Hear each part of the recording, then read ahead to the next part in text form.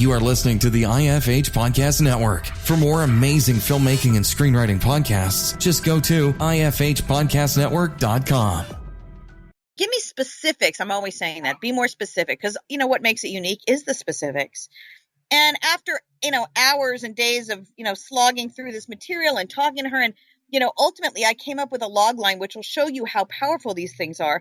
The log line is, it's the story of a woman who at only 19 ran the biggest drug cartel in U.S. history. Hey everyone, as always, thank you very much for hitting that play button. This is the Dave Bullis Podcast, and I am your host, Dave Bullis, but I'm sure you kind of know that already. But anyways, I want to say thank you to all of you that continue to share the podcast via social media. And just a friendly reminder, you can go to davebullis.com and sign up for our newsletter, and I will send you the podcast directly to your email every week. And on this episode of the Dave Bullis Podcast, we have the person they call Hollywood's book whisperer. Her new book, Sell Your Story in a Single Sentence, is out now, which is completely about log lines, which is something I need help with as well. This is episode 115 with guest Lane Bishop.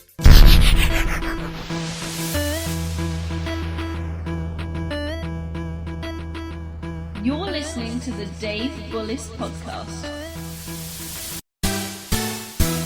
Hey, Lane, thank you very much for coming on the podcast. Hey, thanks for having me, Dave. I'm excited to be here. Oh, I'm excited to have you here, Lane. I was looking at your bio, and you just created the book, Sell Your Story in a Single Sentence. CNN calls you the book whisperer. You have all these amazing projects coming on. Just great to have you come on the podcast. So, Lane, just to get started, I wanted to ask, how did you get started in the film business?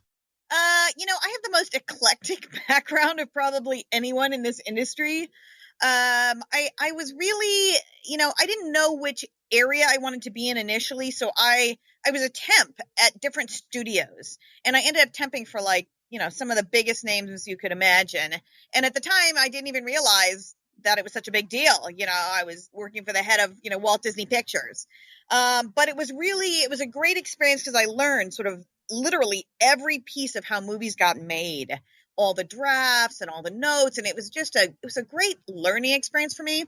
And during that time, I became a director, and I directed for 15 years on and off. And whenever it was off, I was temping again, and I ended up working at DreamWorks. I was like one of the first 6 people at DreamWorks. I was doing contracts for animators. I mean, you name it, I've done it. And then, I got to a point where I had spent, 15 years as a director, and I have an Emmy, and I really felt like I got tired of waiting for the phone to ring. So I started to get into producing, and I met a guy who, had a ton of money and just wanted to be in the industry.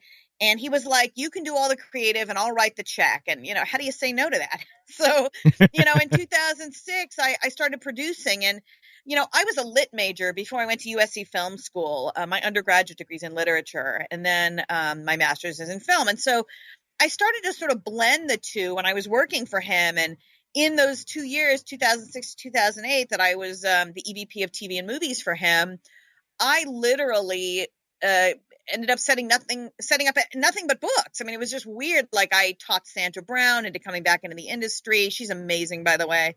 And so we became the first company to do a feature film with Sandra Brown. And I set up 3 TV movies with ABC Family, and all this cool stuff was going on. They were all books. I made a deal with Harlequin. We became sort of their development arm at the time. And, people thought Harlequin was like Bodice Ripper, Fabio. And in fact, they have 11 imprints, and only one of them is that. So I set up a lot of projects, and I just didn't say it was Harlequin because the material was really great.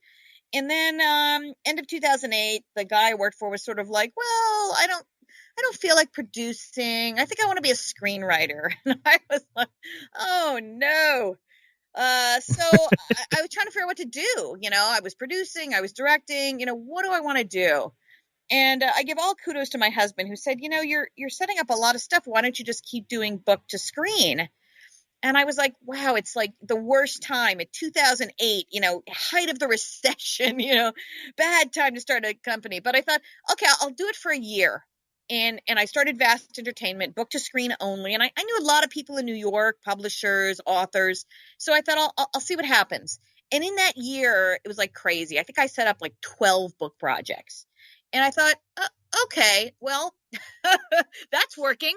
So that became sort of my bread and butter. And, it's morphed a little as time's gone on because, first of all, nobody wanted to hear the word book in 2008 because 300 pages, that was like so intimidating. So I slowly had to come up with ways of pitching this material without having them have to read a 300-page book. And that's sort of where the genesis of Sell Your Story in a Single Sentence came from. And I also, had to figure out how to beat all the book scouts. So I ended up spending a lot of time in New York. I still do. And really focusing on books before they became books. So I would say about 90% of what I set up is based on book proposals and partials, like 50 to 100 pages. I just don't wait for the whole book because you know what? Everything's going to change during that adaptation process anyway, as it did for The Duff, which was the very first thing I set up with McG. So, it's a process of going from something that's on the page to something on the screen, and no matter what, it's going to change. So I just don't wait for the book anymore. And that's sort of how Vast has grown, So I wanted to ask Lane, how do you find the books that you want to sort of turn into movies or maybe even just, set up? How do you find the books that, do you have somebody that sort of gives you recommendations, or are you always at like a Barnes and Nobles or something looking through the bestseller section? Because my company focuses on like pre-publication material, I get everything from authors' agents in New York. I work with about 60 or 65 now, writers' agents out of New York. And I go to New York about 5 times a year and I sit with them. I think face-to-face is really important. A lot of people, they wait till the announcement comes out on Publishers Marketplace and they have their intern call and say, like, send us the galleys when it's ready. And I just don't think that's the way to do it. I think the way to do it is to go out there and sit with them face-to-face and say, what do you have coming down the pike that you're excited about that you haven't even gone out with yet? That's where I get most of my material. And I set up a project with Peter Chernin on 100 pages. I set up a project with Scott Stuber on 11-page book proposal. I just have a project with Joel Silver that literally came from an agent calling me saying, hey, my author just sent me this idea of something she wants to write. It's only like 20 pages. Let me send it to you. And I read it and I called her and said, have her write this right now because I can set this up on these 20 pages, which I did with Joel. So it's just one of these things where you never know when you're going to hear it. I read everything myself. I get about 900 books a year, so I do a lot of reading, and a lot of them are unfinished, which is how I like it. I like things really early because if the concept is good, if I can sell it in a sentence, I can sell it. Yeah, and that's something I wanted to get into too, because you just wrote the book, Sell Your Story in a Single Sentence, and I think it's so important, Lane, because there's so many times that I've met screenwriters. And they just sort of, they say, oh, I can't really sum it up in a sentence. My story's so complex, and there's so many things going on. And, I'm sure when, obviously when you're hearing this too, you're probably thinking, well, you don't know what your story's about then, right? Right. So imagine pitching to a manager or an agent or a studio and just saying, oh, well, I can't really say what it's about, so you'll have to read this to actually understand. So, what was sort of the impetus for you to create, to write the book, Sell Your Story in a Single Sentence? I had been talking about this at writers' conferences around the country, around the world. I was at the London Book Fair. I have been talking about how to create this log line, this selling sentence for years, probably 6 years now. And at the end of each one of these little seminars, I always have obviously authors and screenwriters coming up and saying, do you have a book? Do you have a book? And the answer is no. And then at my last seminar in Boston a year ago or so, a friend of mine who's one of the agents I work with, Catherine Sands, came up to me in front of this line of people and said, yes, she does have a book. I was like, what are you doing? And she said to me, Lane, all these people are asking you for a book. You have to write this. And I said, I don't have time to write this. And she browbeat me and said, yes, you do. And I give her full credit because she also got it to one of the, biggest global publishers in the world, Norton, which is amazing. And really it wasn't as hard to write as I thought because I had spoken on it for so long. I really developed this system for how to create that sentence. How do you get a 300-page book down into something you can sell? So it was all a matter of just getting it on paper, because I've been speaking about it forever. And, to me, the big thing is I always tell writers who but everything's important and it's my baby. And I say, look, if you can't get someone to read it, it doesn't do you any good at all. So the goal is to figure out what's most unique about your work. What is the most unique thing about it? Because that's what's going to sell it. That's what a logline is. It's one sentence highlighting what's most unique about your work, because everyone wants something new and different and flavor of the month and shiny new toy. Nobody wants something that they feel like they've heard before. So I'll give you my favorite example. I was brought a book really long. I think it was almost 400 pages. This woman, and it's her life story. It's a real story. And she was into drugs, and her boyfriend was into drugs, and they went to prison, and she was a drug mule and all this stuff. And I said to her, like, I feel like I've seen this. I feel like, it's like the movie Traffic. Like, there's, what's different? Give me specifics. I'm always saying that. Be more specific, because what makes it unique is the specifics.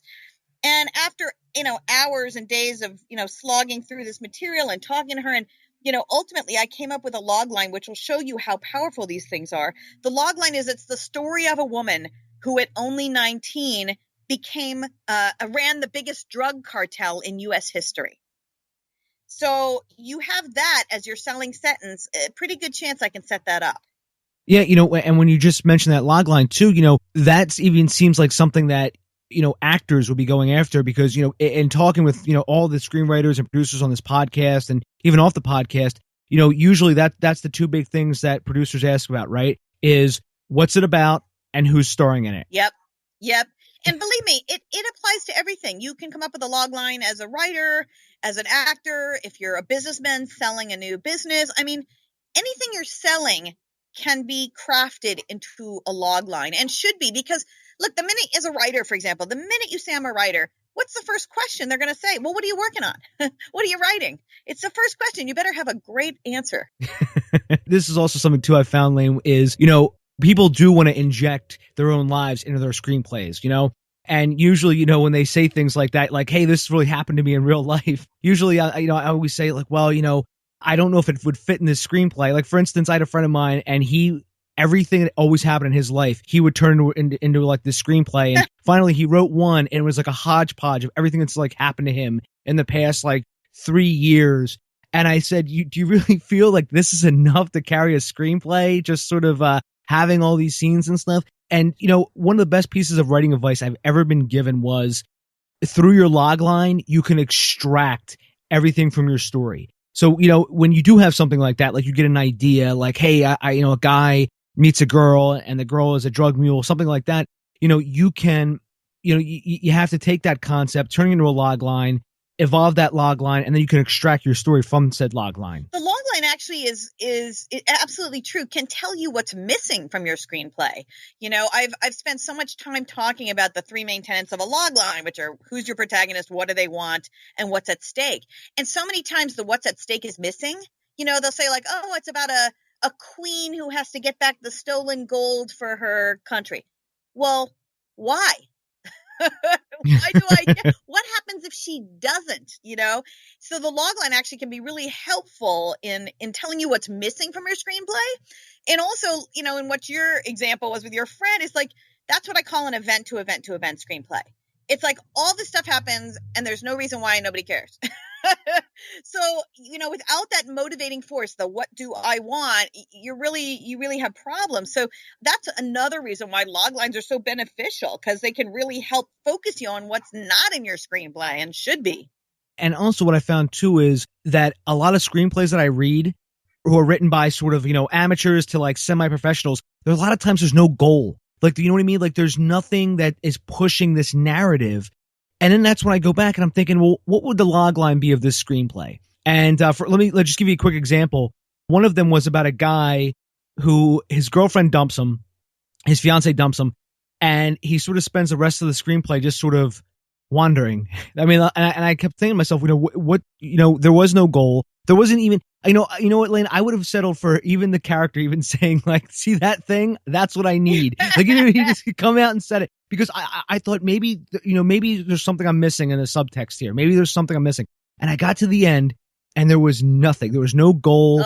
And I said, I said to the person, I think you need to go back and go through, drafts. Cause I said, this is a draft 1, obviously. And he looks at me and goes, Dave, this isn't a draft 1. This is draft 10.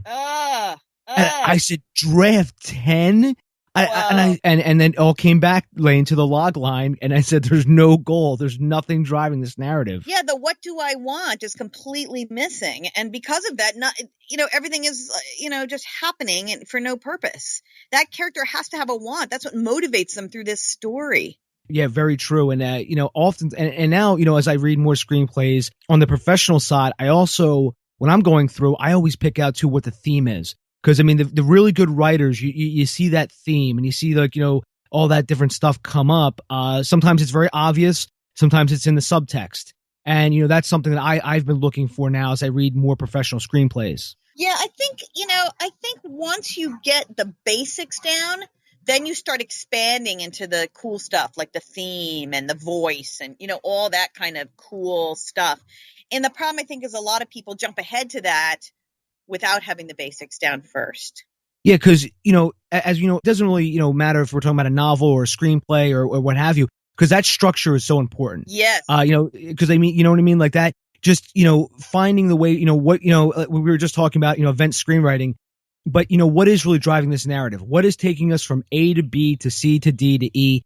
So that way we can follow this character as they make these decisions for better or for worse for themselves. That's right. That's what's driving that story. It's sort of like when the first question I always ask is, who's the protagonist? And they laugh, right? But you'd be amazed at how many people have like the antagonist as their protagonist. I mean, crazy stuff. And I say to them, they'll say like, oh, I have an ensemble piece, for example. I'll say, well, but even in an ensemble, there's usually one person whose decisions are driving that story forward, who has the most to lose, the most at stake.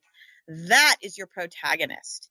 And you'd be amazed at how many people write not knowing their protagonist is.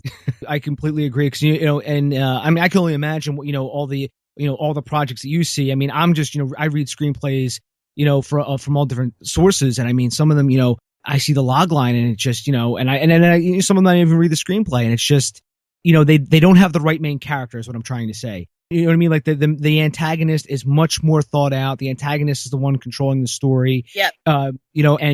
In reality, it's almost like the protagonist is like an afterthought. Like, all right, and here's some guy he could fight. It's like, you know what I mean? Like he's just sort of shoehorned in there to the story. So something can happen. Exactly. And I think that, again, like the log line, by creating that log line, who's the protagonist? What do they want? What is at stake? Then you find out ahead of time what your problem is. If you can't identify your protagonist, that's a big problem. And it's good because it helps you refocus once you discover who your protagonist is so that you really can make your story, sing. And I think that's one of the things I love most about the log line is, aside from being able to sell your material, it really helps you focus on, maybe some problems inherent in what you're doing. So, Elaine, I don't know if you could think of this just off the top of your head, but what are some of your favorite log lines that you've ever read or come across, and it sort of just jumped out at you, and you said, "That's it. That's the project I want to go after"? Sadly, I don't get sent log lines, which is why I started teaching this. Because I really want someone else to do the work and then bring it to me. Normally, I'm the one who has to create that.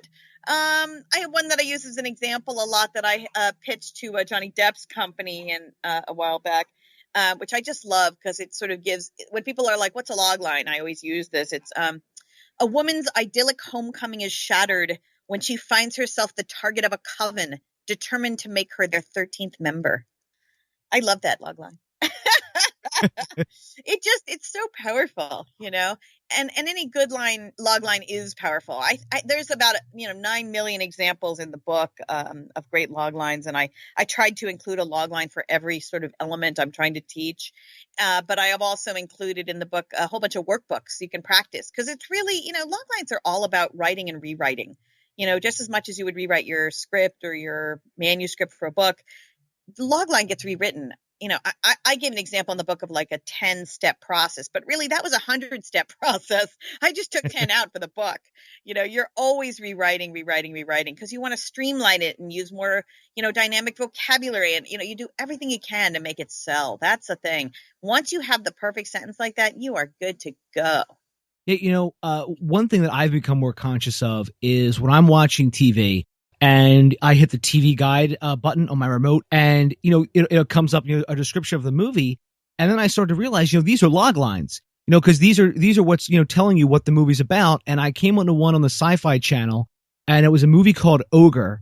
And I remember just reading the synopsis, the log line, and I said, wow, that gave me the whole movie. And I can remember it too. It was something like a girl and a guy stumble upon a remote village ruled by an ogre just in time for the yearly human sacrifice, or something along those lines. I may have just completely butchered that, but it was something along those lines. And I said, wow, that's the log line right there. Yeah, it's interesting to me, like, considering how many bad log lines I get, once in a while, I get sent one and I think, wow, actually that's pretty damn good. It's rare. It's a rare occurrence, unfortunately, but I was just sent one. I have a website called sellitinaSentence.com where people can go and get, logline help. And one woman sent me a logline, which was actually quite good. It needed one little tweak, but, I read it and I thought, that's not half bad. It's terrible to say this, but I'm always surprised by that because I get so many log lines that are just, like you'll get the people who try to cram their plot into a one sentence thing. So you have like, commas everywhere and a whole bunch of parentheses and like dots and like, it's just crazy shit, that they're trying to do to make sure that they can get one sentence out of like everything they feel is important on the planet. I always say that to writers when they try to do that. I say, like, you're not trying to get your book into one sentence. Good luck doing that. What you're really trying to do is find what's most unique about your work and put that into one sentence, And, Lane, what you just said there, I really just extracted something very, very important from. So anyone listening that didn't pick up on what Lane just said, she gets sent a lot of bad log lines. So what I think is if you actually have a good log line, it seems like you could stand out pretty easily. Is that a good assumption, Lane? Absolutely. I spend a lot of time revamping really bad log lines. Yeah.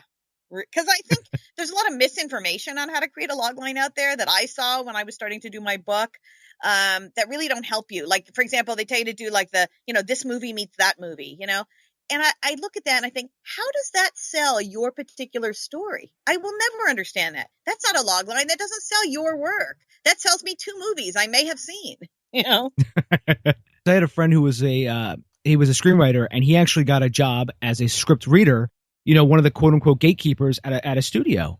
And, they would give him tons of screenplays to read.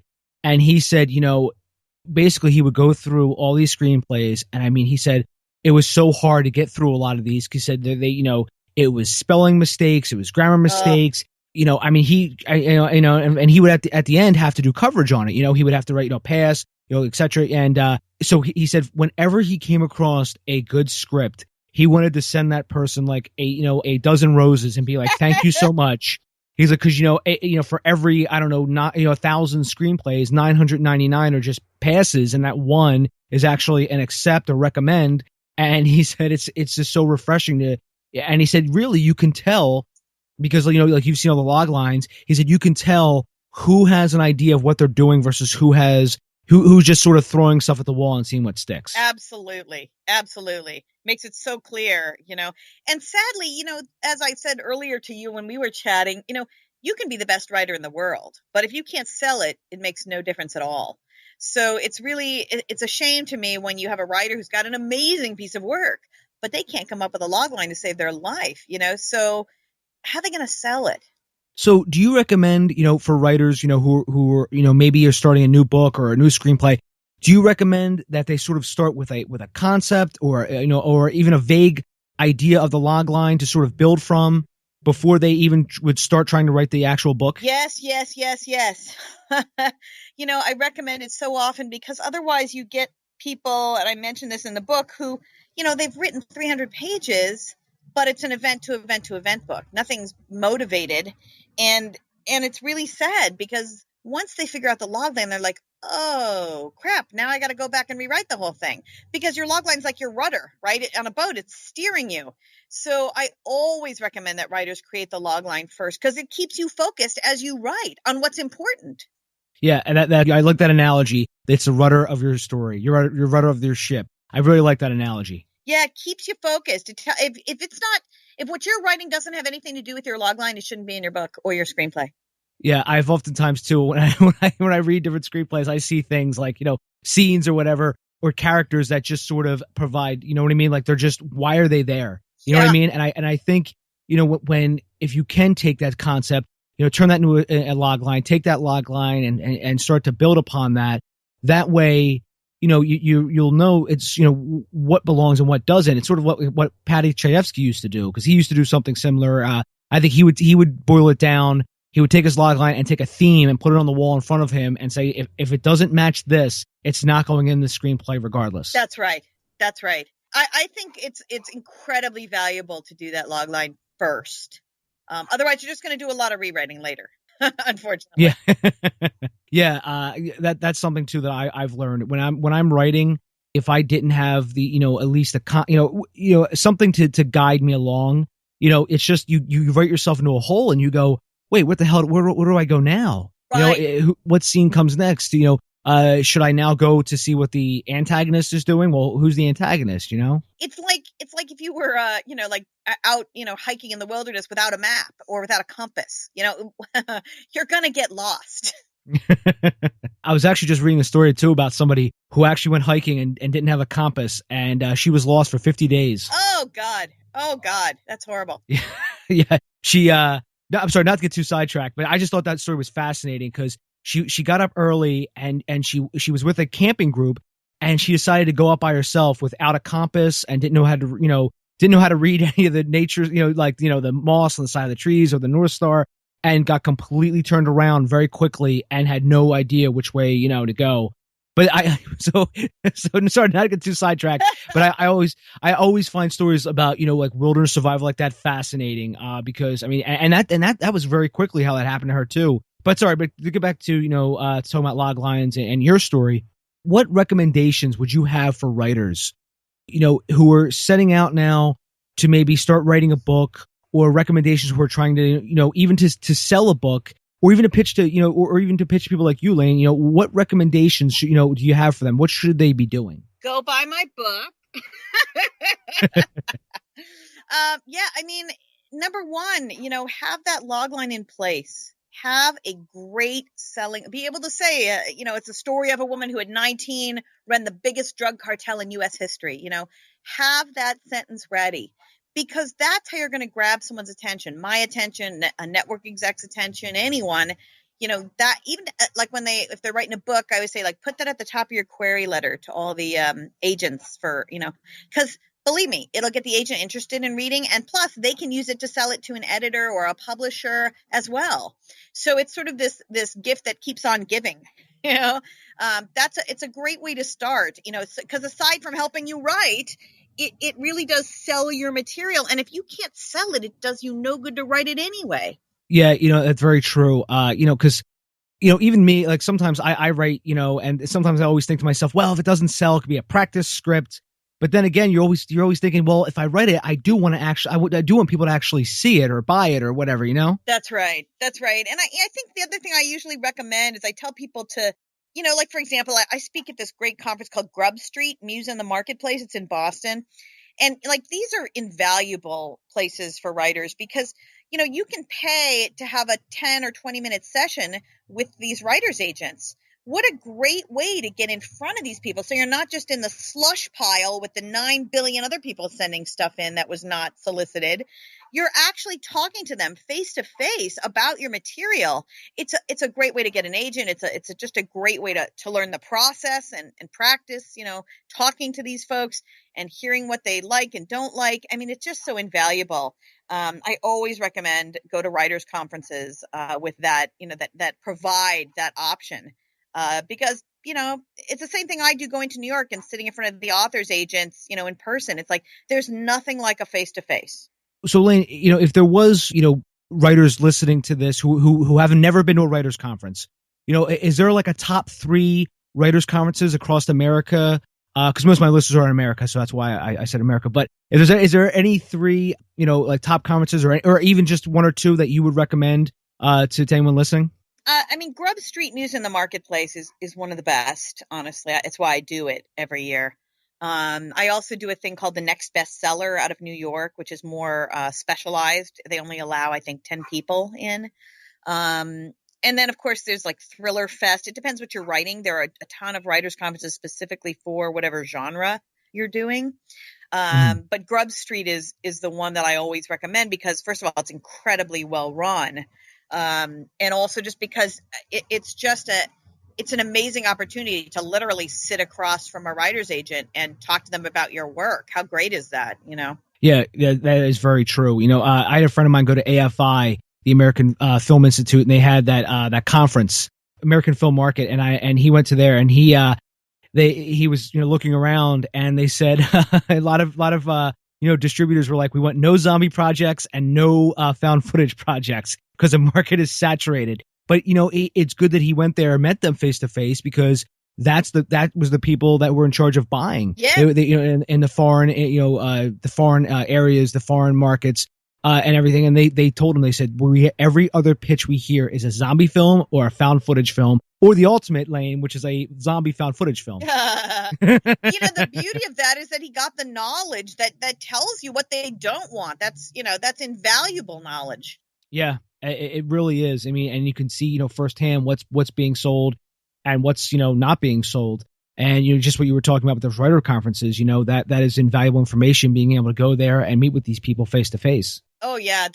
Honest to God, I think people are more apt to look at material from someone that they've met or know than, some slush pile, faceless submission. Yeah. And, I had Sean Coyne on the podcast, and he's actually an editor. And, that's one of the things he said, he saw, because he was 20 years, he was working in as a story editor. And he said he would just, the slush pile, that pile of scripts that they just went, there's nothing we could do. He said it would just get so much every day that he ended up writing a book. So it reminded me similar to your story, because, you eventually wrote a book because everyone was saying, you should write a book. You've seen all this stuff. And it's just, it's just pretty interesting, the parallel. Yes. Yeah. It's one of those things where I think you never think you're going to do it. And then one day you're like, oh, crap, I really got to write this down. Lane, so we've been talking for, about 35 minutes. I know you have, a million more books to read. You get more log lines. So I just wanted to ask, in closing, is there anything that we didn't get a chance to talk about, or anything maybe that you wanted to say that we didn't get a chance to sort of put a period at the end of this conversation? I mean, I know we brushed on it lightly, but I always like to reiterate to writers to think about what's at stake with their characters.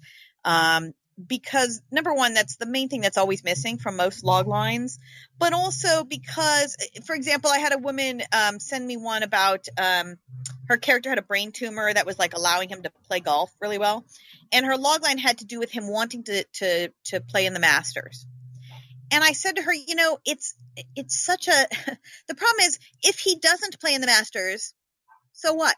He's not playing golf. Oh well, you know what I mean? The stakes aren't high enough. And it sort of changed everything for her because she had been writing based on that premise. It's all about him wanting to play in the Masters. And I said, the stakes are so, so, so, so important.